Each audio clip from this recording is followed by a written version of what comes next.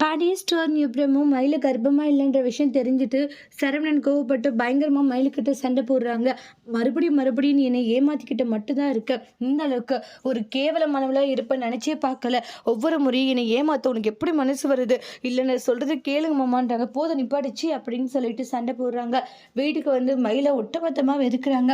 அப்ப கோமதி இருந்துட்டு, டேய் உங்களுக்குள்ள என்னதாண்டா பிரச்சனை நடக்குது? எப்ப பார்த்தாலையும் வாக்குவாதம் தானே உங்களுக்குள்ள, என்ன பிரச்சனை அப்படின்றாங்க. அம்மா நம்ம நினைக்கிற மாதிரி இவன் நல்ல வெள்ளம்மா, என்னை நல்லா ஏமாத்திட்டு இருக்கம்மா, நம்ப வச்சுன்றாங்க. சரியான ஃப்ராடு. டேய் என்னடா சொல்லிட்டு இருக்க? அவளை பார்த்து உண்மையதாம்மா சொல்லிட்டு இருக்க. என்ன பேச்சு தெரியுமாம்மா? என்கிட்ட எல்லாம் சொல்றது இல்லை, பொய்யாதாம்மா சொல்லிட்டு இருக்கா. அவள் என்ன படிச்சிருக்கா தெரியுமா? வெறும் +2 தான்மானுவாங்க. அதுக்கப்புறம் கன்சீவா இருக்கான்னு சொன்னால அதுவும் போய்தாம்மா அப்படின்ட்டு எல்லா உண்மைகளும் சொல்றாங்க. இன்னும் என்னென்னால என்கிட்ட உண்மைகளை மறைச்சிருக்கானே எனக்கு தெரியலமான்னு ஒன்னே, டேய் மயிலெல்லாம் அப்படி சொல்ல மாட்டாமா, அப்ப நான் போய் சொல்லிட்டு இருக்கேனம்மா, உண்மையதாம்மா சொல்றேன் அப்படின்ட்டு நடந்த எல்லா விஷயங்களுமே புட்டு புட்டு வைக்கிறாங்க. இனி மயில் அதுல இருந்து எப்படி தப்பிக்க போறாங்க?